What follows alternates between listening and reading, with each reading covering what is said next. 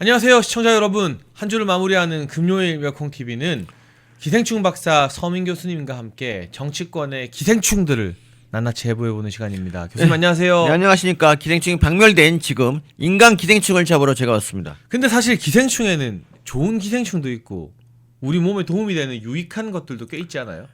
저는 그렇게 생각합니다. 네, 근데 정치권에서 우리 서민 교수님이 해부하는 그 정치 기생충들은 백해무익하다. 악질의 악질. 그러니까 네. 기생충들은 기본적으로 분수를 알아요. 하루에 밥을 2턱 이상 안 먹어. 근데 이 좌파 놈들은 밥을 이렇게 먹고 그냥 살이 이렇게 쪄갖고 그냥 네. 조심하세요. 네. 아 그리고 지난주에 네. 좋은 소식이 있는데 네. 저희가 매주 그 월화수목금 출연자가 다르기 때문에 네. 랭킹을 매기거든요. 조회수 누가 1등 했는가? 그렇죠. 맥이죠. 그런데 지난주에는 우리가 목요일도 서민 교수님, 금요일도 서민 교수님이긴 했는데 네. 지난주 금요일에 나간 네. 그 김혜지 의원의 정책을 조목조목 비판한 네. 교수님 영상이 아슬아슬하게 간발의 차이로 어쨌든 조회수 전체 3등을 했더라고요.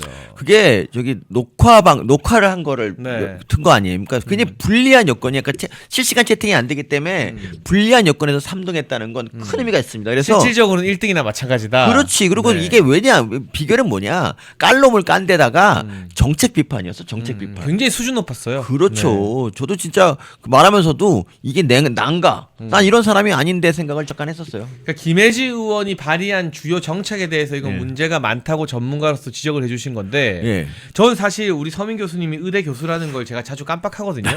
이분이 정체가 뭐였지? 아 이분 그 유튜버 아니었나? 이렇게 깜빡할 때가 있는데 그때는 이 의학 전문가 의대 교수님으로서 딱딱딱 짚어주니까 아 맞다 이분 본업이 의대 교수님이었지라고 생각을 다시 하게 되더라고요. 저도 그때 새삼 느꼈습니다. 저도 잘 모르고 살거든요. 가끔 까먹으시죠? 그렇죠. 제 아내도 의학적인 거 저한테 안 물어봐요. 당연하지 않습니까? 신뢰가 없잖아, 신뢰가. 예. 아 교수님 본인도 아 내가 의대 교수였나 깜빡할 때가 있죠. 그리고 제가 오늘 모의고사 감독을 하고 왔는데 네. 그 이제 제가 30 몇 년 전에 이제 의사고시를 통과했는데 지금 애들 시험지 보니까 풀 수 있는 게 단 한 문제도 없더라고. 아 너무 어려워졌어. 그때보다 수준이 높아 의학 발전하기도 했고 제가 까먹기도 했고 그러니까 이렇게 어설프게 의사 면허 있다고 의사라고 나불대면 안 돼요 저는. 아, 저는 역시. 조용히 살아요 조용히. 자신을 낮추는 하지만 그럼에도 그런 불구하고 모습. 네. 김혜지의 그 어설픈 정책은 이 정도 의학 지식으로도 깔 수 있어. 얼마든지 깔 수 있어. 그때 내가 사실 못한 얘기 하나 더 있는데 하세요. 김혜지가 그때 못한 것 중에 하나가 그 주호민 사건 있지 않습니까? 네, 네. 그 주호민 사건 때 그 자기 아들한테 녹음기 옷에 넣어갖고 들려보내가지고 그 뭐, 녹취해가지고 네. 선생님이 한 말 중에 뭐 너 싫어 뭐 이런 거 있잖아. 이걸 네. 아동 학대로 고소했잖아요. 근데 그게 증거 능력을 인정 못 받고 있죠 지금. 그렇죠. 법원에서. 그래서 김혜지가 뭐 자기 어떤 뭔가 아동 학대가 의심된다 그러면 불법 녹음도 다 증거가 될 수 있도록 그런 법안을 발의해서 11월 25일 아니 11월 지난주인가 발의했더라고. 이른바 주호민법이라고 불리면서 그렇죠. 온라인에서 질타를 엄청 받고 있거든요. 네. 그러니까 어떻게 내는 법안마다 이렇게 여론의 역풍만 불러일으키느냐. 그러니까 주호민은 참고로 천하나 음모론을 주장하고 만화로 그리기도 했던 그런 좌파거든요. 그래서 지금 좌파들의 아주 절대적인 신임을 얻고 있는데 근데 이번 특수교사와의 사건에서는 주호민이 이건 명백히 잘못했어요. 그러니까 이거 개요는 이거예요. 자기 아이가 이제 좀 잘못을 했는데 일반 학급에서 같이 일반 애들과 공부하다가 그 잘못한 것 때문에 결국 특수반에서 공부를 하게 됐단 말이에요. 2주 동안. 근데 애가 특수반 가기 싫으니까 그 주호민이 머리를 짜낸 거라고 생각해요, 저는. 그 머리를 짜내서 뭔가 선생이 꼬투리를 해서 그 특수반 교사를 쫓아내면 뭔가 이제 자기도 일반 학교로 가지 않을까 이런 꼼수를 썼을 거예요. 그래서 제가 이건 정확히 알고 주호민 너무 잘 알고 있는데 그렇게 해서 결국 특수반 교사를 직위해제 시켰다고. 근데 그러면 그 특수학급에서 그 특수교사 덕분에 수호를 받던 그 특수반 학생들 그 학생들은 어떻게 하느냐고. 그 학생들 붕 뜬 거야. 그분이 19년 차 특수교사고 사실은 설리반이라고 헬렌 켈러의 그 스승님이신 설리반이라는 별명을 가지고 있는 분이거든. 그러니까 다른 이 특수아동 학부모님이나 이런 분들한테 굉장히 평가가 좋고 평판이 좋은 분이더라고요. 그렇죠. 네. 그러니까 그런 분을 날벼락, 그럼 직위해지는 것도 날벼락이고 그런 분을 고소해가지고 심지어 대법원까지 가게 만들었잖아. 사실 이게 얼마나 추잡한 일이에요. 그 너 싫어 뭐 이런 게 이제 일반적으로 봤을 때는 이게 뭐 나쁜 말일 수 있지만 사실 그렇게 발달 장애가 있는 아이한테는 이렇게 자기 잘못한 거를 좀 세게 말해줘야 될 필요가 있어. 걔가 걸핏하면 나가겠다고 자꾸 뛰쳐나가려 그래서 너 싫어 이거 하지만 넌 나빠 이렇게 얘기하는 게 그 특수학교 거기서는 그게 룰이라는 거예요. 근데 이거를 갖다 이제 그 주호민은 녹취를 통해서 그 사람 교사를 보내려고 했단 말이에요. 근데 김혜지가 녹취 맘대로 해도 된다. 그럼 앞으로 있잖아요. 특수교사 마음에 조금만 안 들면 녹음기 얼마든지 틀어서 다 보낼 수가 있고 심지어 일반 교사도 얼마든지 다 보낼 수가 있어요. 사실 저기 있잖아요. 집에서 애들 가르치다 보면은 그 비슷한 말 너 싫어 나빠 이런 말 안 나오겠냐고. 다 나오지. 저도 저희 강아지한테 뭐 강아지한테도 이렇게 하는데 사람한테는 말할 것도 없죠. 사람한테도 얼마든지 그런 말 할 수 있지. 그러니까 주호민 같은 경우는 애를 그렇게 학교에 맡기는 이유가 그렇게 못 믿 녹음기 들려보낼 정도로 못 믿으면서 왜 학교로 보내느냐. 홈스쿨링이 안 되거든. 그 자기가 통제가 안 되니까 그렇게 보내는 거예요. 근데 그러면 그 노고를 생각해서 좀 저 같으면 선생님이 애쓴다고 사실 빵이라도 하나 사주거나 이러지 못할 망정 녹취해가지고 그걸 갖다 고소하고 이게 사람입니까? 저는 이건 정말 잘못했다 보는데 여기에 김혜지가 선동돼 가지고 이런 법안을 만들어요. 김혜지 법안은 늘 말하지만 생각을 안 해. 생각을. 저는 왜 김혜지가 이렇게 감정적인 그런 법안만 만드는 것인가. 그러니까 양쪽 의견을 좀 들어보고 특수학교 교사들 좀 사정도 들어보면서 얘기했으면 이따위 법안은 안 났을 거예요. 근데 김혜지는 늘 그런 식이야. 그냥 장애인 이쪽 법안 만들고 의사 신경도 안 쓰고 의사 말 무시해. 이러면서 계속 추진하고 장기도 마찬가지야. 진짜 그 유족들 얘기 한번 들어보고 그랬으면 얼마나 좋았을까. 그게 안 되잖아. 김혜지는. 그러니까 이게 감성적인 법을 지나치게 만드는 거. 이 감성의 그거 있잖아요. 보수는 어떻습니까? 보수는 이성의 요소하고 좌파는 감성의 요소하잖아요. 이 조국 보면 맨날 찔찔 짜고 막 눈물 흘리고 막 그러잖아. 그 된장찌개 먹는 그 사진도 그렇고. 김혜지는 좌파의 그 기질이 아주 다분하다라고 제가 결론을 내렸습니다. 그러니까 이게 단순히 그 정체성이나 사람 가지고 공격하는 게 아니라 네. 정책과 본인이 국회의원으로서 낸 법안에 대해서 네. 교수님이 조목조목 찝는 거기 때문에 이건 정당한 비판이라고 할 수가 있죠. 그러니까 법안이 너무 감성적이잖아요.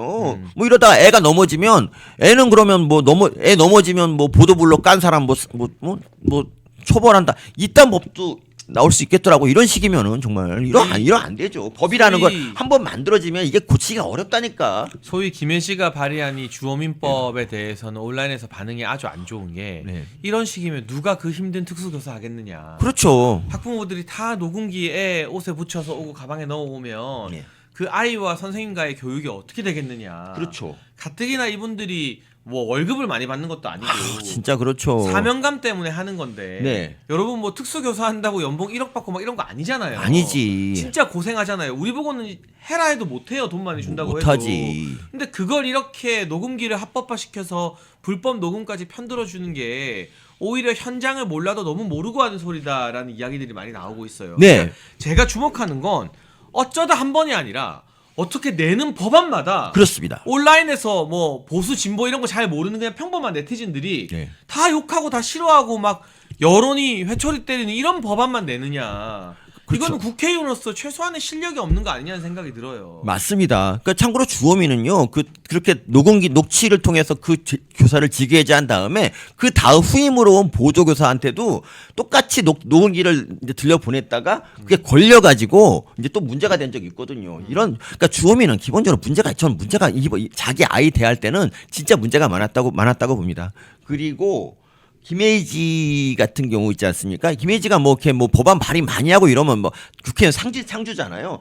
저는 그러면 안 된다고 봅니다. 법안 발의를 무조건 많이 한다고 좋은 게 아니에요. 그러니까 예를 들면 뭐 장경태 같은 경우도 보면 김용민도 마찬가지고 김용민 뭐 검찰청 없애는 거 이런 거 많이 발의하잖아. 아니 이러면은 그럼 훌륭한 그런 법안 많이 발의하면 훌륭한 겁니까? 법안 발의를 많이 하는 게 중요한 게 아니고 진짜 한 1개를 하더라도 정말 우리 국민에게 필요한 법안을 만드는 그런 사람이 훨씬 나은 거죠.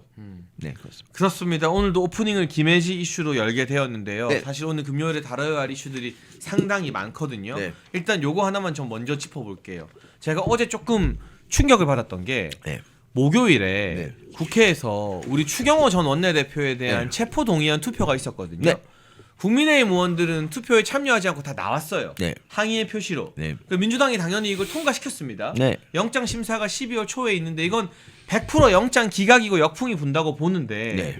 문제는 국민의힘의 원내대표였던 동료 의원이 체포 동의안 이 표결을 하는 날에 네. 의원총회가 열렸어요. 네. 그러면 그 의원총회에서는 어떤 이야기가 나와야 돼요? 이거 민주당 너무하다. 특검 제정신 아니다. 네. 추경호를 지키자. 우리가 추경호다. 이런 이야기가 그 의총에서 나와야 되는 거잖아요. 그렇지, 그렇지. 예를 들면 서민 교수님이 뭐 그럴 일이 없지만 원래 금요일 방송인데 네. 오늘 갑자기 잡혀갔어. 그러면 우리 멸콩 제작진이 모여서 무슨 이야기를 해요?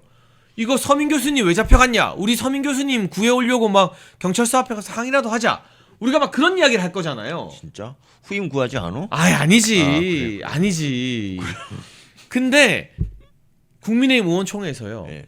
다른 날도 아니고 추경호 의원 잡아가라고 표결하는 그날에 네. 뜬금없이 지도부 계엄 사과해라. 그러니까 사과 안 하면 정말. 우리 집단 행동한다. 와. 뭐 20명 모인다. 막 이런 식의 협박성 발언이 나왔다는 건데 정말. 이게 다른 날도 아니고 어떻게 동료 의원이 잡혀가는 것 때문에 그거 막으려고 모인 날에 이런 이야기를 할 수 있습니까, 교수님? 아 진짜 말도 안 되죠. 그러니까 사실 내란 프레임으로 인해서 우리 당을 지금 박살내고 보수 전체를 갖다 괴멸시키려고 하고 있는데 거기다 대고 사과를 하라는 건 진짜 웃기고 그리고 사과는 제가 보기 할 사람은 다 했어요. 지난번에 우리 개무초에 했잖아. 그리고 저는 이 사과를 1년 지나면 1주년 때 하고 그럼 내년 이맘때 또 하나? 뭐 매번 하나? 그리고 난 이게 있잖아. 이 사과 프레임이 정말 나쁜 게 뭐냐면 이거예요. 이 사과 프레임은 지금 비주류라고 하는 애들 있잖아요. 어차피 저기 그냥 능력으로 해도 뭐 되기가 어려운 애들 있잖아요. 주류 밀려난 애들. 그러니까 이런 애들이 지금 자기들 힘으로는 지금 당대표와 최고위원들을 업지 못하니까 그냥 이 사과 프레임을 이용해서 한번 어떻게 해볼래? 자기 입지를 넓히려는 그런 수작이라고요. 아니 사과한다고 해서 그럼 민주당이 니네 내란당이란 말 안 쓸게 이렇게 하겠냐고. 그리고 지금 국민의힘 의원들과 지금 뭐 국무위원들 엄청나게 수사를 하고 있는데 그럼 사과하면 수사 안 할게 이렇게 되냐고. 그렇지 않아. 오히려 사과를 했으니까 인정한 거니까 더 세게 밀어붙이는 거라고. 그러니까 저는 그래요. 예전에 우리가 조국이한테 계속 사과를 요구했던 이유는 뭐냐면 조국이가 뻔뻔스럽게 거짓말만 했는데도 불구하고 걔가 그 인간이 처벌도 안 받고 그냥 유유자적하게 있다는 거. 서울대 교수로 애들 가르친다는 거. 그거에 분노해서 저는 집단 소송 같은 것도 하고 조국이 사과하라고 얘기했어. 근데 윤 대통령은 어쨌든 간에 거기에 대한 그 대가를 받고 있잖아요. 그리고 나 이것도 좀 할 말도 있는데 네. 아니 예를 들면 한덕수 위증 같은 거 진짜 이것도 깜짝 놀란 만에 있지 않습니까? 진짜 어이가 없더라고요. 아니 네. 원래 이게 계엄이 불법인 이유가 뭐냐면 국무회의를 거치지 않았다는 것 때문에 그런 건데 총리하고 국무위원들이 다 이걸 거쳤으면 이 계엄 불법성 자체는 없어지는 거 아닙니까? 뭐 이거? 일단 CCTV에는 국무위원들이 다 모여 있는 것까지도 공개가 됐어요. 그러니까 네. 그게 만일 진짜 그 뭐 문건을 열람하고 이랬다면 그게 다 없어지는 거 아닌가 생각이 그러니까 불법성이 없어지는 거 아니에요? 그러니까 이제 재판에서 계속 다툴 만한 여지들이 오히려 어. 속속 생기고 있는 거죠. 그러니까 네. 어쨌든 근데 지금 이제 어쨌든 내란 재판도 지금 끝나지도 않았고 지금 어떻게 될지도 모르는 상태에서 꼭 그 김용태 같은 애들, 김재석 같은 애들, 걔네들은 평소에도 특검에 찬성하고 우리 당을 우리 당 괴멸시키는데 앞장섰던 애들이거든요. 하여튼 그런 애들이 꼭 사과를 요구하는 자체가 정말 나는 의도가 있다고 봐요. 그리고 참고로 아니 사과하고 싶으면 그냥 니네끼리 하면 돼. 왜 그걸 동의하지 않는 다른 사람한테 왜 그걸 얘기하냐고. 그러니까 민주당이나 문재인 정권도 마찬가지. 문재인 정권 뭘 사과했습니까? 민주당 이재명도 사과 안 했어요. 별로 거의 안 하다시피 하고 그냥 말 돌려서 안 하다시피 했지. 사실 누가 더 잘못을 많이 했습니까? 근데 이재명은 지금 재판이 안 끝났다고 지금 사과를 안 하는 것도 있고 재판이 끝나도 안 할 사람이지만 근데 우리는 지금 1심도 나오기 전에 왜 이거를 지레짐작 사과 요구를 하냐고. 정말 이거는 너무 화가 나고요. 우리 백지원 대변인 있지 않습니까? 네. 우리 백지원 대변인에 대해서 조금 말씀드리자면 백지원 대변인이 우리 멸콩에서 라이브 혼자 하셨잖아요. 네네. 근데 그때 좀 하시다가 좀 이제 안 됐는데 그때 우리가 좀 백지원 대변인의 가능성을 좀 알아보고 더 키워줬어야 되지 않나 생각이 좀 들어요. 지금 너무 날라다니고 유튜브에서 말할 때 보니까 넋을 이렇게 보게 되더라고. 너무 잘하죠. 아니 그 사람이 있잖아. 보통 이제 어떤 사람들은 뭐 미모 얘기하는데 저는 미모보다도 아니 어떻게 이렇게 말을 조목조목 가슴에 그냥 콕콕 박히는 말을 하냐고. 아니 나이 젊지 않아? 젊죠. 몇 살이야? 20대 아니야? 이제 막 30대 초반일걸요 아마. 아 나 그 나이 때 있잖아. 정확하게는 저 그 나이 때 오버버 할 때인데 와 백지원 대변인 짱이더라. 정말 그러니까 우리 저희가 미래가 밝어. 여의도 시대로 옮기게 되면 네. 오늘이 사실 서초동에서 하는 마지막 방송이잖아요. 오늘 저 마지막입니다 여러분 서초동. 네. 네, 여의도로 옮기게 되면 네. 백지원 대변인 같은 분들도 다시 모시고 이야기를 듣는 코너도 많이 만들어야죠. 그래요 정말 백지원 오늘도 빛이 나더라고. 진행자의 어떤 진행 방안과는 무관하게 우리가 이 추경호 의원 체포 동의안을 어떻게 이럴 수 있느냐 하는데 처음에는 잘 드리블을 하시다가 갑자기 잠깐 듣고 있다가 정신을 차리면 골대로 가야 되는데 저기로 혼자 달려가서 장채고 빨리 와 이러고 있는 네 정말 통통 튀는 매력의 서민 교수님입니다. 유튜브는 골프가 아닙니다. 골프는 정해진 홀에 공을 넣는 거지만 네. 유튜브는 아무데나 가도 그냥 골이 될 수가 있어요. 괜찮은 거죠. 아니 일로 가다가 그게 터지면 그게 골인 거지 뭐 별게 있습니까? 맞습니다. 이제는 이제 옛날에는 제가 이렇게 말하면 미안 다시 돌아갈게 했다가 이제는 오히려 뻔뻔하게 유튜브는 원래 이런 거야라고 하는 정말 매력 넘치는 서민 교수님과 함께 금요일 방송하고 있는데요. 네. 오시는 분들 좋아요와 구독 팍팍 눌러주십시오. 저희 서초동의 마지막 방송 조금 많은 좋아요와 많은 댓글이 달렸으면 좋겠습니다. 그렇죠? 네. 그렇습니다. 그런 의미에서 장채고는 머리 어서 해요 주로? 저요? 저 머리 합정에서 하는데요. 합정? 제가 자주 가는 미용실은 합정? 합정에 있어요. 거기 네. 이름이 뭐야? 홍대 그 제 미용실 이름까지 말해야 되나요? 말하면 막 또 뭐 아무튼 합정에 있어요. 제가 자주 가는 미용실은. 합정동. 네. 2층에 있나 혹시? 1층, 2층 단독 건물이에요. 그렇구나. 알겠습니다. 네. 어쨌든 네. 아니 그 저 아는 사람은 누구 이야기 하려고 하는지 알겠다. 청담동 미용실 이야기 하려고. 나 갑자기 나한테 왜 물어보시나 했네. 청담동 헤어샵을 이용하는 네. 우리 김용태 대단하더라고. 난 걔가 그렇게까지 훌륭한 사람인지 몰랐어요. 그 청담동 연예인들 설명을 쭉 해주세요. 아니 제가 이거 예. 억울한 거 잠깐만 이야기해도 돼요. 예. 이게 수요일에 예. 우리 박민영 대변인이 이 이야기를 했어요. 예. 근데 이제 민영이가 이야기를 되게 많이 해서 예. 이게 뭐 보탤 말이 없어서 근데 예를 들면 제가 진행자잖아요. 예. 제가 뭔가 말하기 싫거나 이런 것들은 제가 컷하거나 넘기잖아요. 예. 근데 민영이가 다 말하게 하고 예. 그냥 그 주제를 스무스하게 끝내고 왜냐하면 그 주제로 막 20분 할 건 아니잖아요. 이게 그렇지. 넘어갔는데 또 어디서 장해찬 왜 김용태 욕 안 하냐 막 이러면서 나한테 뭐라 하는 거야. 여러분 제가 알기에 저기 장최고만큼 김용태 많이 욕한 사람 없을걸요. 그러니까 아마. 예전에는 저랑 되게 세게 붙었죠. 예. 옛날에 거기 천하용인 나오고 예. 있을 때는. 근데 아무튼 제가 진행자니까 요새는 또 제가 말 많이 하면 장해찬 너 왜 이렇게 말이 많아 출연자들 말 좀 하게 해라 막 이러거든요. 네. 그 출연자를 띄워주면 또 진행자가 뭐라 가만히 있는다고 뭐라 하고 진짜. 예. 그러니까 어쨌든 청담 헤어샵을 저도 자꾸 교수님 닮아서 이상한 대로 드리블 하게 되잖아요. 청담 다시 여러분 레드 썬! 네. 네 청담동. 네. 그러니까 김용태가 청담 헤어샵을 80번 넘게 이용을 했더라고요. 근데 이제 청담동에 굳이 김용태가 청담 헤어샵을 뭐 연예인도 아닌데 가야 될까 잘 모르겠지만 더 놀라운 거는 이거를 갖다 이거를 자기 돈이 아니라 정치 후원금으로 갔더라고요. 네, 전 정치 지금 후원금으로. 이걸 갖고 뭐 이제 더 좋은 방송을 하기 위해서 그랬다라고 혹시 할까봐 제가 말씀드리는데 그럼 예를 들어서 어떤 국회의원이 있다고 쳐봐요. 예를 들면 뭐 서모 씨가 있다고 쳐봐. 그런 사람 없지만 후원금으로 한우를 83번 갈 때마다 20만 원씩 30만 원씩 먹었다. 그러면 이건 좋은 의정 활동을 위해서다. 이렇게 하면 농대 용납 할 거냐? 아니잖아. 아니 헤어샵은 자기 돈으로 해야지. 아니 저 같은 유튜버도 제 돈으로 헤어샵 가요 저도. 그리고 저는 뭐 한 달 반 두 달마다 한 번씩 가는데 피부과는 더 자주 가시잖아요. 아니 피부과도 사실 그렇게 자주 안 가. 피부과 제가 맥시멈 그래 아니야 피부과는 아니야. 근데 아무튼 교수님은 상관없는 게 예. 자기 돈으로 가는 거잖아요. 그렇죠. 교수님 돈으로 가는 거잖아요. 나한테 자기라 그래. 네, 설레게 이러지 마. 우리가 아무리 미치겠다. 우리 서초동을 떠나는 마당에 이러지 마. 카밍아웃 하지 마. 아니 이거는 정말 말도 안 되는 드리블 아닙니까? 이걸 어떻게 받으라는 말입니까, 교수님? 네. 난 그래요. 꼭 모든 걸 다 받아야 되나? 사실 나는 흘릴 거 흘려야 돼. 저도 사실 오늘 제가 피부 상태가 조금 안 좋은 게 네. 아침에 피부과 갔다 왔거든요. 아침에 네, 그러니까 관리 받으러 그냥. 근데 그러니까 레이저를 이렇게 하고 오면 좀 뒤집어져 있잖아요. 제가 좀 얼굴이 빨개요. 그래서 근데 저는 제 돈으로 갑니다.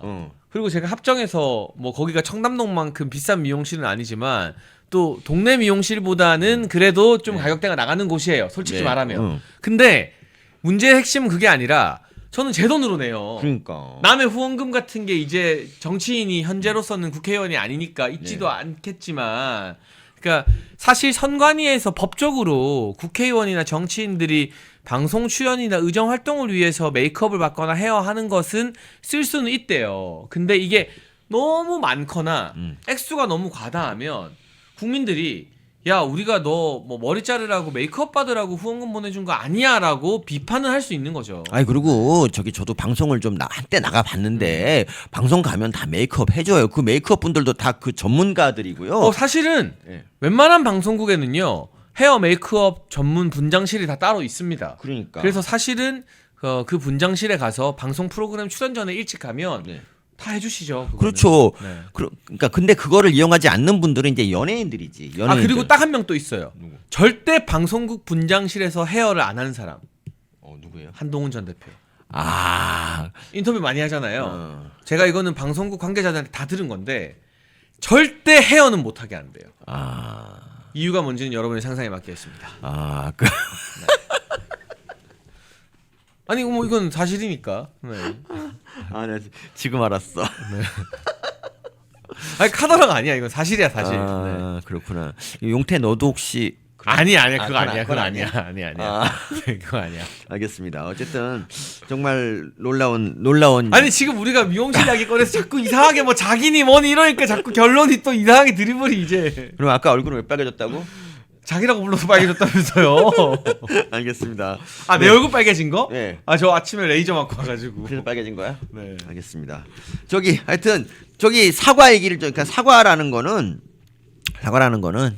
그렇게 막 쓰는 게 아닙니다. 그러니까 사과라는 것도 우리가 민주당에 짜놓은 프레임 안에서 지금 노는 거잖아. 그 손바닥 안에 노는 거지. 왜 그렇게 생각해? 그냥 우리는 밖으로 나와서 민주당과 다이다이로 붙어야지. 왜 거기서 뭐 이 내란 프레임 거기서 벗어나야 된다 이런 날 그렇게 말할수록 더 내란 프레임에 빠지는 거라고요. 사실은 우리가 좀 당당할 필요가 있어요. 사실 그 지난 정권 때 민주당이 잘못한 게 거의 99면 우리는 1 정도밖에 안 됩니다, 여러분. 그 99를 한 놈이 사과를 해야지. 왜 1을 한 놈이 사과를 하냐고. 말도 안 되잖아. 그래서 오늘 장동혁 대표가 무슨 이야기를 했냐면 옛날에 김영삼 전 대통령 의원직 제명이 네. 그 당시 정치권에서는 되게 논란이었거든요. 네. 그리고 이게 오히려 그 김영삼이라는 사람의 인기를 올려주는 촉매제가 됐어요. 자유당 때 말하는 거죠. 뭐 아주 옛날에 네. 그때처럼 네. 추경호 체포 동의안은 이재명 정권 몰락의 트리거가 될 것이다. 그리고 오늘 추경호 체포 동의안 가결에 대한 규탄 대회를 국회에서 열었는데요. 저는 다른 날도 아니고 동료 의원 네. 그리고 원내대표로서 국회의원들이 이끌었던 추경호 의원이요.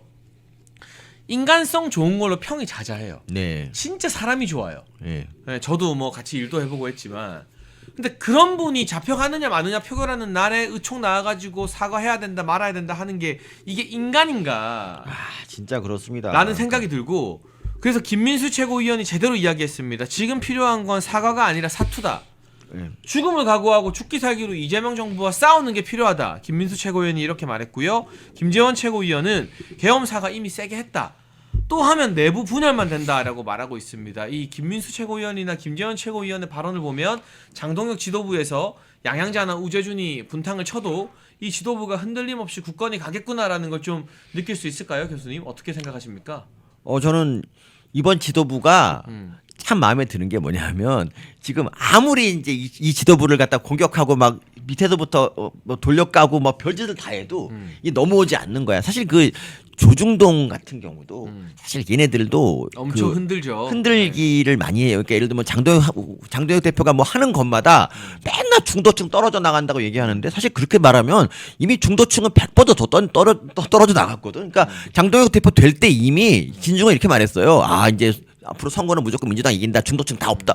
아니 그때부터 이미 없는데 뭐 아직도 남아있는 중도층이 있나? 그 논리면? 근데 뭐만 하면 예를 들면 뭐 1인 1표 아니 뭐 여론조사를 30%만 반영한다 그러니까 중도층 떨어져 나간다. 그러면 중도층은 대체 언제쯤 그러니까 저는 목표가 빨리 중도층 다 떨어져 나가 그냥 우리끼리 달리면 좋겠어. 아니 계속 중도층 가지고 프레임 잡아서 욕을 하잖아요. 그러니까 근데 걔네들은 그거야. 그 중도층을 빌미로 그 장동혁 대표를 길들여서 순한 양으로 만들려고 그러는 거야. 근데 말을 안 듣고 지금 야생마처럼 잘 달리고 있으니까 지금 무서운 거야 사실은. 그래서 있잖아요. 이제 조중동을 과연 우리가 적으로 돌려야 되는지 이것도 사실 좀 애매해요. 그러니까 지금 이제 저는 물론 이제 조중동마저 다 적으로 돌리면 어떻게 되나 이런 걱정도 좀 있는 저기 노파라서 노파심이 있는데 근데 지금 조중동 하는 거 보면 진짜 한심합니다 진짜. 그러니까 예. 조중동을 적으로 돌리는 게 아니라 네. 조중동이 이래라 저래라 하는 대로 우리가 예예해서 그 길 따라가면 망한다는 거죠. 네. 그 말 들었으면 장동혁이라는 인물이 당 대표가 되지도 못했겠죠. 그렇지. 그러니까 굳이 우리가 먼저 적으로 돌리자는 건 아니지만 그들이 시키는 대로 그 논설위원 평생 골프 접대나 받는 늘다리 할배들이 정치 제대로 해보지도 않은 사람들이 골방에서 지들끼리 탁상공론을 쓰는 사설대로 우리는 가지 않는다. 정치의 트렌드가 변했다. 네. 더 선명하고 더 강한 정치인들이 지금 유럽과 미국과 일본에서 다 인기예요. 지지율 1등이고. 네. 우리는 지금 당장 대한민국 상황이 어려워도 그 길로 가겠다라는 결연한 각오가 필요하다는 거죠. 맞습니다. 그러니까 우리가 먼저 적으로 돌리는 게 아니에요. 근데 그들이 시키는 대로 안 하면 막 치고 흔드는데 거기에 굴복하지 않겠다라는 거죠. 맞아요. 그러니까 범죄자를 비호하기 위해서 지금 삼권 분립을 다 위협하는 이런 세력하고 싸워야 되는데 무슨 더 강하게 나와야지 당연히. 이거 여기에서 무슨 맨날 우리가 잘못했어 이러고 무슨 전쟁을 하냐고. 전쟁. 지금은 전쟁이야 전쟁. 정말 깝깝해 죽겠어요 진짜. 아니 지난번에 그랬잖아요.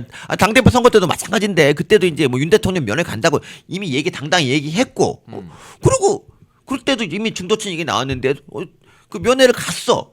또 중도층 떨어졌다가 이게 뭐냐고 이게. 아니 공약을 지킨 거야 지킨 거. 그러니까 만약에 장동혁 대표의 행보에 문제가 있었으면 네. 전당대회에서 떨어뜨렸어야지. 맞잖아요. 전대에서 예를 들면 저는 중도 거릴 겁니다 하다가 우회전한 게 아니잖아요. 네. 대놓고 국민들과 당원들 앞에 그때 50대 50이었는데 저는 명확하게 강경하게 이재명 정부와 싸우는 길로 가겠습니다 해서 뽑힌 거잖아요. 그렇죠. 그럼 그때 니들이 당대표 나와서 하든가 그러니까. 장동혁을 이기든가 본인이 약속한 대로 하는데 왜 약속을 지키냐. 거짓말해라. 그때는 선거였으니까 이 손바닥 뒤집듯이 약속을 뒤집으라라고 말하는 게 이게 정치인들의 자세 맞습니까 이게? 그러니까요. 그리고 그때 한동훈하고도 같이 안 가겠다는 식으로 얘기했잖아요. 이미 다 말했잖아요. 이미 했어. 그리고 한동훈이 끼어들어가지고 뭐 최악이니 차악이니 시건방을 떨었잖아요. 그렇지. 그러면 그 순간 시간과 순서의 문제지 한동훈이랑 같이 안 한다 정리한다는 거는 이미 정해진 거였잖아. 당원 게시판도 마찬가지. 그때 정해진 거였어. 그게 싫었으면 한동훈 손 잡는다고 했던 김문수 후보를 그때 이기게 만들든가. 그러니까. 결국 김문수 후보가 한동훈 때문에 진 거잖아요. 네. 그러면 그 순간 운명이 결정났는데 뭘 이제 와서 꿍시렁꿍시렁거리고 찡얼거리냐고. 그러니까 자기가 당선될 자신 없으니까 자기 그 따까리 조경태를 내보낸 그런 한동훈이 지금 지금 와서 당에 대해서 뭐라고 하는 거. 진짜 어이없지 않습니까? 아니 우리 당원들이 압도적으로 뽑은 당 대표고 그 당 대표가 하는 대로 당원이면 따르던지 아니면 그게 싫으면 나가면 되잖아. 왜 여기서 계속 진짜 치졸하게 질척거리냐고. 정말 그렇습니다. 그런데요. 네. 김민수 최고위원, 김재원 최고위원과 다르게 오세훈 시장, 박형준 시장, 양양자 최고위원 계속해서 장동혁 대표 압박하는 수위가 높아지고 있습니다. 5번, 6번이면 어떤가? 진심 다할 때까지 계엄 사과해야 된다. 국힘 지도부 공개 사과해야 된다. 국민이 그만하라 할 때까지 해야 된다. 100번 사과해야 된다. 이런 발언들이 오세훈, 박형준, 양양자한테서 나오고 있는 건 좀 어떻게 평가하세요? 그러니까 오세훈은 제가 보기에 자기 철학이 없고요. 그냥 시류에 그냥 몸을 실는 그런 사람 같더라고요. 그러니까 지난번 이태원 그 3주년 관련해서 10월 29일 날 갑자기 막 10시 29분 사이렌 울린 것도 저는 정말 뜬금없었는데 그런 사람이 오세훈이에요. 그러니까 근데 보수 중에서 서울시장 경쟁력은 제일 높아서 제가 참 저러고 있는 게 안타깝긴 한데 그게 현직이라 그렇지 네. 막상 나경원 의원이 등장하면 네. 구도가 또 어떻게 바뀔지 모르는 거거든요. 그렇죠. 그런데 지금 아직까지 네. 그러니까 그 지지율이 아까워서 그냥 저는 대놓고 욕은 못 하고 있는데 하는 짓마다 어떻게 이렇게 얄미운 짓만 하는지 모르겠습니다. 왜 무슨 그러니까 지가 억울하면 그러니까 지가 좀 미안하면 지가 사과하라고. 왜 다른 사람한테 그래? 사과할 마음이 없는 사람한테 왜 강요를 하는 거야? 이 사과를 강요하는 거 진짜 나쁜 짓 아닙니까? 그거는 정말. 그럼요. 그리고 박형준 시장은 왜 이러는 걸까요? 박형준 시장도 제가 보기에는 그 오세훈 병에 걸렸어요. 그러니까 부산이 지금 점점 위험한 지지율 떨어지잖아요. 그래서 뭔가 좀 좌클릭인가 뭐 그런 거 좀 하는 거 아닌가 싶고. 근데 어쨌든 사과한다고 해서 쟤네들은 갑자기 그러면 어차피 안 찍을 사람이 갑자기 박형준 찍고 이런 일은 없다니까. 이거 사과랑 관계없이 저는 태어나서 있잖아요. 이 당 찍었다 저 당 찍었다 이런 중도층을 저는 별로 본 적이 없어. 거의 있다면은 그게 1% 이하야. 1% 이하. 1% 이하고 다 뜻이 정해져 있고 단지 선거 투표장에 나가냐 안 나가냐 그 차이만 있을 뿐 이미 정해졌고. 그리고 그러니까 예를 들면 우리 뭐 윤 대통령이 예전에 우리 국민소득 1인당 국민소득 10만 달러 만들었다. 그러면 그 좌파들이 뽑을까? 안 뽑아. 그래도 안 뽑아. 그거야. 그러니까 뭐 지금 사과한다고 안 뽑아. 절대 안 뽑아. 이런 거에 현혹되지 마시고 사과하면 오히려 있잖아. 이거 오히려 우리가 잘못했다는 프레임이 더 씌워져 가지고 우리가 더 힘들어져요. 그러니까 사과도 때가 있고 그리고 명분이 있어야 되는데 그런 거 다 둘 다 없다고 생각합니다. 저는 전혀. 1주년 됐다고 왜 사과를 합니까? 그러면 한 달 됐을 때 왜 사과 안 해요? 2달, 3달 다 해야지.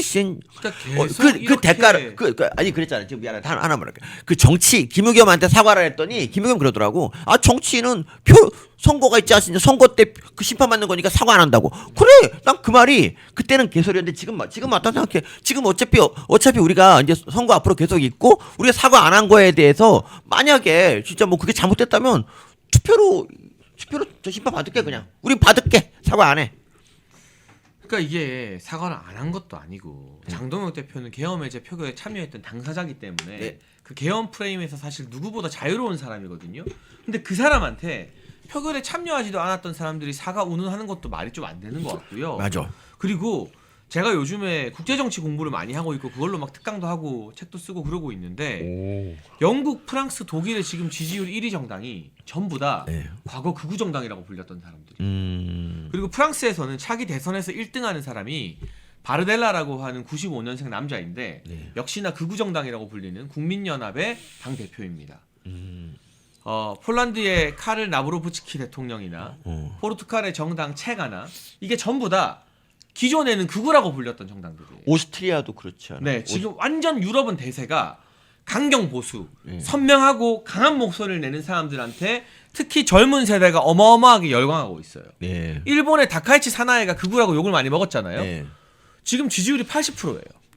그러니까 30대 이하 지지율이 85%가 나와요. 그러니까 68 혁명을 기점으로 급속하게 세력을 확장한 유럽의 좌파들이 이제 시대의 소명을 다하고 몰락하고 있다고 해도 되겠죠. 그렇죠? 그러니까 이게 무슨 말이냐? 세계적 트렌드가 선명하고 강경하고 아주 노골적으로 우리 지지자와 국민들의 이익을 대변하는 정당과 지도자들한테 표를 주고 있는 거지. 하나마나 한 말.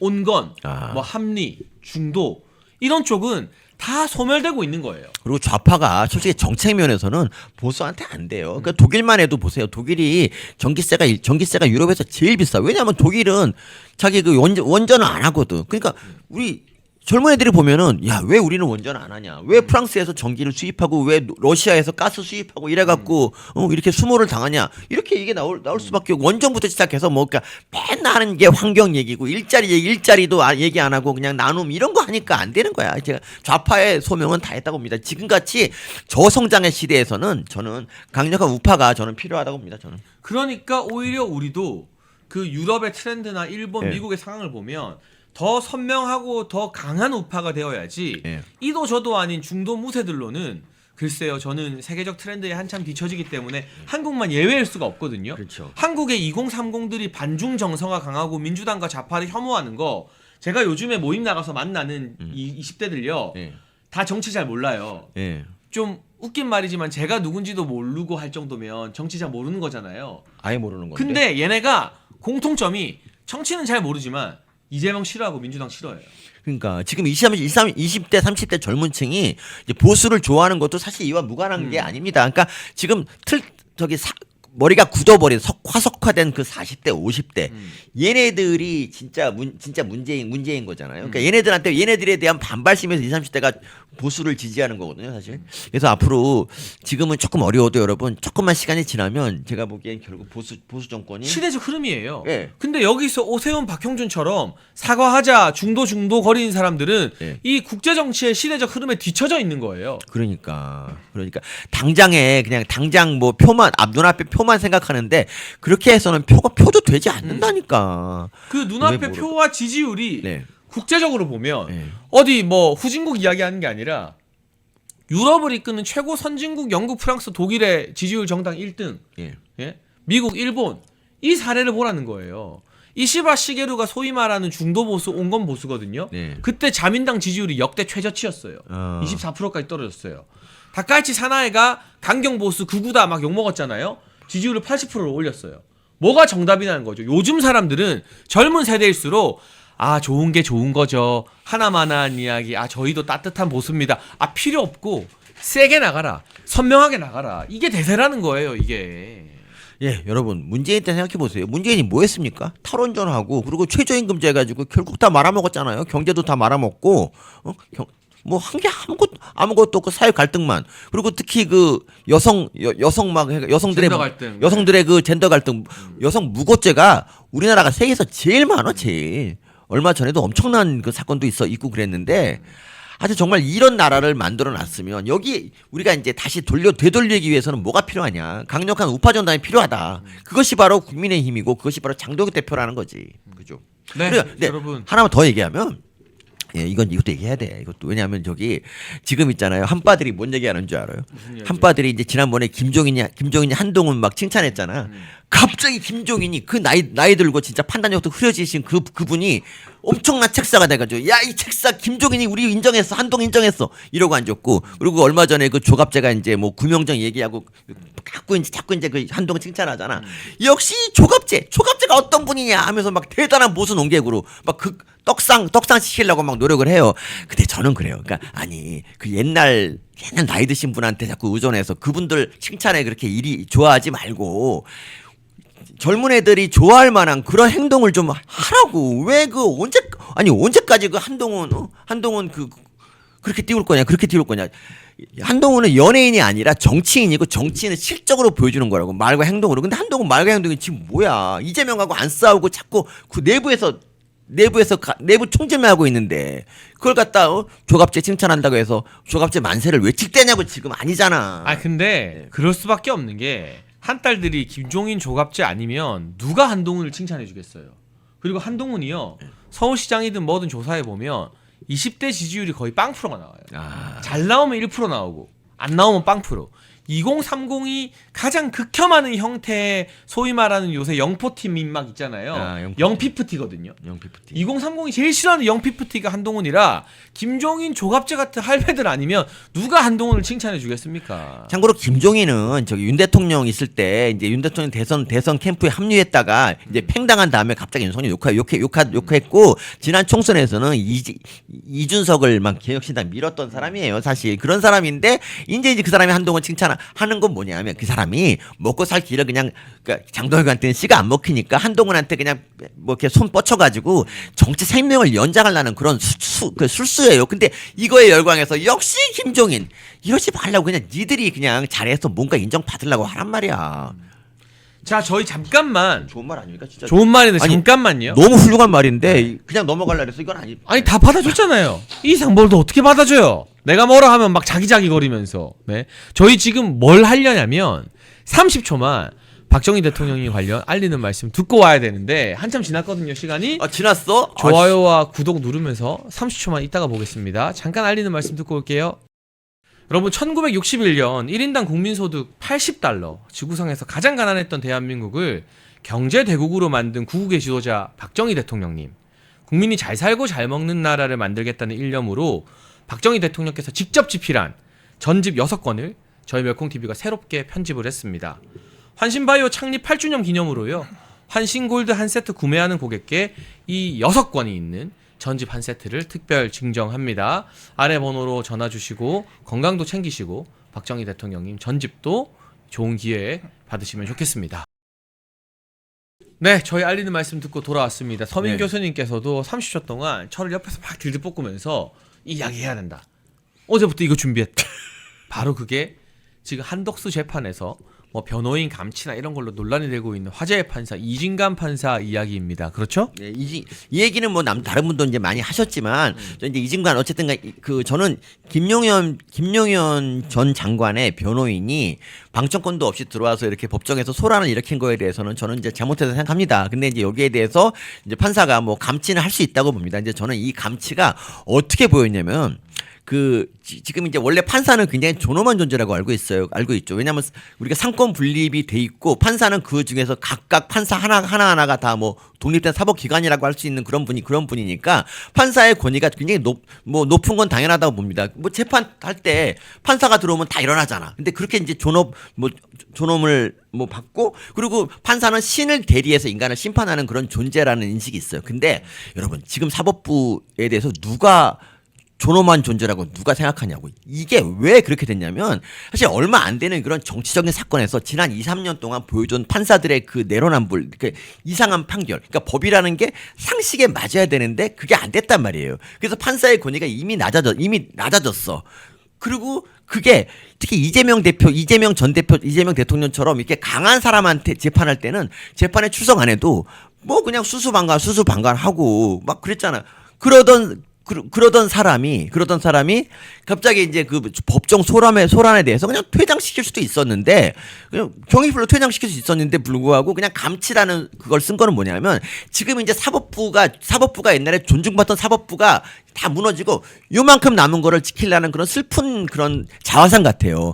여러분 지금 어떤 일이 벌어지겠습니까? 이재명 이제 대통령 되고 나서 본격적으로 사법부를 지금 압박하고 지기현 판사 스토킹하고 대법원장까지도 지금 완전히 그냥 망신을 시키고 있잖아요. 그리고 뻑하면 내란 재판부 이제 세운다. 뭐 이런 식으로 온갖 진짜 사법부를 갖다 진짜 그러니까 이미 무릎 꿇은 사법부. 그러니까 이재명 재판을 안 하겠다고 이미 무릎 꿇은 사법부가 완전 복날 개 맞듯이 지금 두드러 맞고 있는 이 상황에서 진짜 이 판사가 할 수 있는 거는 과연 감치밖에 없는 것인가? 저는 이 판사들이 되게 3,000명이나 되는 이 판사 중에 누구도 이재명 정권에 대해서 이 사법부의 독립을 주장하면서 같이 싸우자고 하는 사람이 한 명도 없다는 게 너무 한심하거든요. 근데 지금 이진관 판사가 기껏 한다는 게 이제 야 너 감치라고 하면서 마지막 남은 이 자존심을 지키는 게 난 너무 이게 웃기고 그리고 더 웃기는 게 뭐냐면 이런 일이 있고 나서 이재명이 이렇게 말했어요. 이재명 대통령이 법정의 질서를 유린하는 그런 세력에 대해서 단호하게 수사하자고 이렇게 얘기했단 말이에요. 그러니까 이것이 완전히 저는 그 사법부 독립을 끝났다는 거에 쇠말뚝을 받은 거라 생각합니다. 뭔 말인지 알겠죠, 내 말이. 그렇죠. 네. 그리고 자기들 입맛대로인 거예요. 자기들이 봤을 때 우리 편 들어주고 유리하게 재판할 것 같은 사람들한테는 사법부 권위를 지켜줘야 되고, 네. 그게 아니라 재판을 공정하게 하거나 이를테면 윤석열 대통령 측에게 충분한 방어권을 보장해주는 사람들한테는 막 온갖 대도 않는 의혹까지 터트리고 룸사롱 막 공격하고 인신 공격하고 매도하고 조희대 대법원장 물러나라 그리고 조요토미 히데요시 거리고 그러면서 무슨 사법부 권위나 사법부 독립을 어떻게 무슨 서로 지켜준단 말입니까? 그러니까 구속 취소 인용한 건 어쨌든 지기현 판사의 나름의 합리적인 결정이었는데 그로 인해서 지금 온갖 스토킹을 당하고 괴롭힘 당하는 거에 대해서 다른 판사들이 아무리 사법부가 판사 하나가 개인 독립돼 있다 그래도 내가 지기현이다라는 식으로 선언하면서 같이 싸워주는 사람이 어떻게 단 한 명도 없냐? 이건 진짜 좀 문제가 있지 않습니까? 그러니까 정권 바뀌자마자 진짜 하나둘씩 전부 다 이재명 재판 중단하겠다고 이미 무릎 꿇고 충성 선언을 한 것도 되게 추한데 지금 싸우지도 않고 그냥 밟고 있는데 오직 진짜 만만한 게 김용현 대변인이냐 이런 말을 하고 싶은 거예요. 저는 진짜. 그리고 또 한 가지 이 사법부와 관련된 이야기 이걸 안 할 수가 없는 게요. 이재명이요. 뭐 했는지 모르겠지만 저 해외 순방 또 갔다 왔거든요. 네. 갔다 와가지고 제일 먼저 한 게 이화영 재판에서 검사들이 사법부 기피 신청하고 나간 거에 대해서 네. 감찰하라. 자기와 연관된 사건에 대해서 대통령이 직접 나서서 감찰하라 마라 하는 거. 네. 이거 명백한 이해 충돌이고 탄핵 사유 아닙니까? 맞습니다. 진짜 그렇습니다. 이것도 되게 웃긴 건데 제가 이걸 기사를 지금 봤지만 그래도 많이 놀라게 되네요. 그래서 더 놀라게 되네요. 진짜. 그리고 동시에 민주당은 연말 안에 내란 전담 재판부 법안을 통과시키겠다고 합니다. 네, 그러니까 사법부가 다시 그러니까 사법부가 독립된 새로운 기관이 하나 생기는 거고. 그러니까 지들이 판사 예. 뽑아가지고 지들 입맛에 판결 때려줄 판사들로만 구성하겠다는 그리고 앞으로 거예요. 이제 국민의힘 사람들은 거기서 재판 받는 거잖아요. 그 무조건. 그러니까 뭐 국민의힘을 갖다 이제 무너뜨리기 위한 그런 건데 여기에 대해서 이런 내란 수사 전담 수사부 이거에 대해서는 판사들이 이거는 진짜 상권 분립이 완전한 훼손이거든요. 여기에 대해서도 판사들이 별말 안 하더라고. 지금 검사들은 그래도 나름대로 행정부 소속인데도 불구하고 지금 나름대로 정하고 있는데 상권 분립으로 나름대로 그러니까 독립적인 혜택을 독립적인 그런 목소리를 내야 되는 이 판사들이 침묵하고 있다는 거. 이거는 정말 사법부가 지금 이재명의 부하예요. 지금은 완전히. 그러니까 저는 오히려 어떤 생각이 드냐면 예. 차라리 예. 이 내란 전담부 법안을 빨리 통과시켜라. 오. 이게 통과가 되면 예. 일단 엄청난 국민적 저항이 있을 겁니다. 야 설마 했는데 저런 짓거리까지 한다고? 그리고 두 번째가 더 중요한데요. 이 법안 통과되자마자 바로 위헌 심판 걸면 돼요. 아무리 헌재에 이재명이 임명한 좌파 판사들이 네. 들어있다 해도 이거는요. 제가 법조인들 100이면 100 이야기해보면 위헌이 안 날 수가 없어요. 맞아. 그럼 이게 위헌으로 브레이크가 걸리면 저 말도 안 되는 이 우격다짐 내란 재판이나 다른 것들도 전부 다 브레이크가 걸리는 거거든요. 올 스톱이 되는 거예요. 역풍도 불 거고. 차라리 너네 그래 마음대로 할 거면 어디 한번 이것도 통과시켜봐라. 이 역풍으로 우리가 지방선거 이기겠다라는 생각이 들 정도예요, 교수님. 아 그렇구나. 또 그렇게 볼 수도 있는데 저는 또 우리 국민들을 잘 믿지 못하기 때문에 우리 국민들이 너무 좌경화되어 있고 사실 그리고 뭐 좌파 언론들이 꽉 잡고 있는데 그 언론들이 뭐 이렇게 열심히 뭐 하겠습니까? 저는 이걸 비판하겠습니까? 잘 모르겠어요. 저는 그리고 좌파들의 특기가 그잖아요. 또 다른 이슈를 또 동원해 가지고 또 이슈를 돌려버리는 능력도 있어 가지고 저는 판사들이 나서야 된다. 판사들이. 그렇죠. 판사들도 이런 네. 내란 전담 재판부 말도 안 되는 이야기들이 나오면 네. 이럴 때 성명 내라고 전국 대법관회의 뭐 법관회의가 있는 네. 거잖아요. 네. 그런 데서 공동 성명 내야죠. 이건 위헌이라고. 그리고 이건 뭐 판사 얘기는 아닌데 행정법원 얘기인데 이거 하나만 더 말씀드릴게요. 저기 2024년 총선을 앞두고 이런 일이 있었습니다. 그 어떤 일기예보 하는 MBC는 뭐 대표적인 좌편향 언론인데 일기예보 하는 기상캐스터가 미세먼지 농도가 1이 나왔다면서 파란색 일자를 커다랗게 하면서 여러분 드디어 미세먼지 농도가 1을 찍었다고 이걸 총선 전에 내보냈단 말이에요. 이거는 누가 봐도 이거 선거법을 진짜 이 정도면은 선거법을 그냥 아주 대놓고 무시했다라고 할 수 있는데 그래서 이게 1심에서 징계가 나왔거든요 원래. 근데 2심에서 이게 뒤집혀가지고 이게 징계가 취소됐어. 그러니까 이제 앞으로 있지 않습니까? 총선에서 일자를 파랗게 해갖고 이걸 진짜 화면 전체 다 깔아도 이제 관계가 이제 없어지는 거야. 이게 처벌이 안 되는 거라고. 그러니까 요새 그 판사들까지도 점점 그러니까 행정법원은 판사랑 똑같은 건가? 그것도 거기도 있는 그렇죠. 거죠. 근데 네. 지금 법원이 지금 판결을 지금 완전히 굴복한 상태에서 그냥 니네 하고 싶은 대로 다 해라 하는 식으로 그냥 거의 내주고 있어요. 그러니까 지금 그래서 어떤 일이라도 놀라지 않게 돼야 되는데 그 있잖아 저기 그 뭐 예를 들면 무슨 사건이냐면 있잖아 그 여러 사건 시국 사건들이 많잖아. 문재인 때 있었던 그 뭐 탈북 어부 사건 같은 것도 다 무죄 나오고 그리고 대법원에서 그 지난번에 그거 뭐냐 그 송초로 울산시장 선거 개입도 다 무죄 나오고 이런 그 재판들이 그냥 척척 다 무죄가 나오고 저쪽에 유리하게 나오는 거 보면서 이제 사법부가 이제 무릎 꿇더니 진짜 완전히 맛이 갔구나라고 생각했는데 이게 사법부가 우리 원래 최후의 보루였던 이유가 뭐냐면 입법부나 행정부는 원래 정치적으로 서로 이제 편향된 애들이 거기 같이 돌아가거든요. 그래서 사법부가 유일하게 나라의 근간을 잡아줘야 되는데 그 2020년 당시에 사법부가 그 역할을 했단 말이야. 예를 들면 문재인 같은 경우, 그러니까 문재인이 심은 법무장관 조국을 날렸잖아. 결국 그 판결 날렸기 때문에 정권 교체가 되고 국민이 이제 각성하고 날리게 되는데 지금은 어떠냐? 지금은 사법부가 이제 정치적인 사건에 있어서는 무조건 저쪽 편을 들어주는 경향이 많아졌기 때문에 이제는 우리가 이제 기대할 거는 없어. 우리는 뭘 기대해야 되지? 이제 뭐가 있나요? 우리가 여론을 모아서 선거에서 이기는 것만 기대해야죠. 선거에서 진짜 MBC, KBS가 진짜 엄청나게 편향적인 걸 할 텐데. 와. 그래도 패배주의에 빠지지 않고 이번 지방선거 제복을 장동혁 중심으로 똘똘 뭉쳐서 이겨내야죠. 저는 그리고 이게 저는 예. 이 지방선거와 재보궐선거가 실질적인 의미의 마지막 투표가 될 수도 있다고 생각해요. 여기서 장동혁이 무너지고 국민의힘이 무너지면 진짜 그때부터는 미래가 없거든요.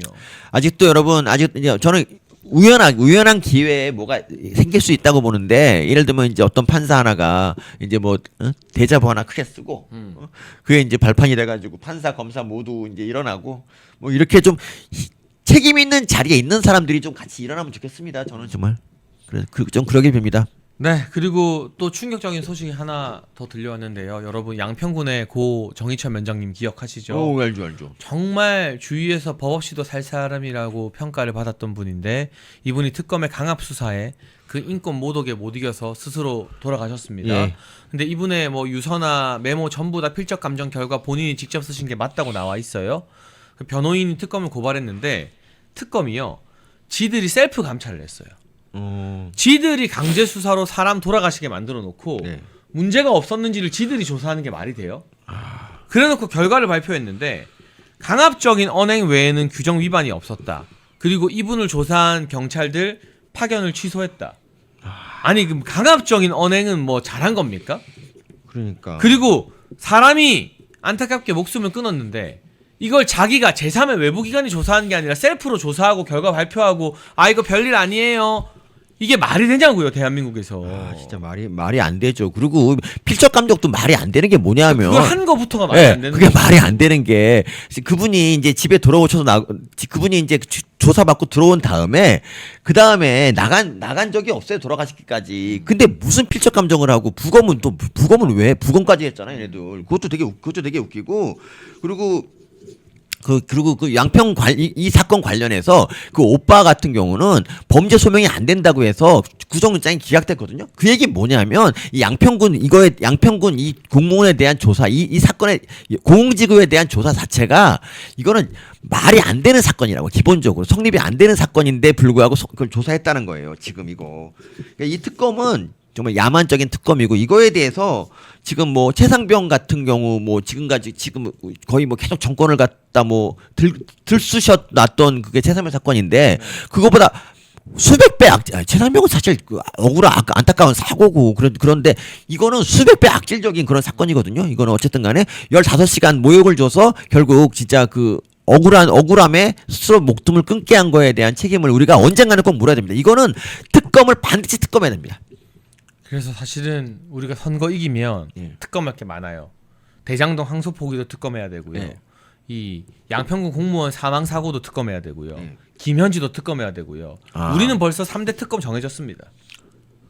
근데 그거 갖고 안 되고요. 그거 말고 한 50대랑 570가지 정도의 특검이 동원돼야 됩니다. 마음 같아서는 그렇죠. 저는 그래서 우리 사람이 모자랄 거기 때문에 그냥 법에 조금 조회만 깊으면 그냥 다 특검으로 임명해서 특히 이제 이재명에 대한 반감만 있는 사람이 무조건 임명해서 특검팀을 가동해야 되지 않을까? 아니 똑같이 하는 거야. 니네들 지금 특검 3명이 전부 다 현 정권에 아니 지난 정권에 불만이 아주 많은 애들이거든요. 그런 사람들이 그거부터가 이미 정치 보복이야. 그거부터가 우리가 똑같이 해주자고 똑같이 570개 팀을 가동해서 뭐 배소연 특검팀도 있고 김혜경 특검팀 뭐 해갖고 다 모두 하자. 이건 말로만 그러지 말고 진짜로 하자. 이거. 그러기 위해서는 다가오는 지방선거 재보궐을 우리가 이겨야 되고요. 그 기세로 총선을 이겨야만 그런 총선을 법안을 이겨야 내는 돼. 게, 총선이 정말 가능해집니다. 중요하더라고. 총선. 진짜로. 그것도 이왕이면 3분의 2 정도 우리가 차지해서 헌법도 바꾸고 다 해버려야 돼 그냥. 근데 그걸 막으려고 이런 짓까지 동원한 것 같아요. 오늘의 마지막 이슈인데요. 장동혁 대표가 이런 말을 했습니다.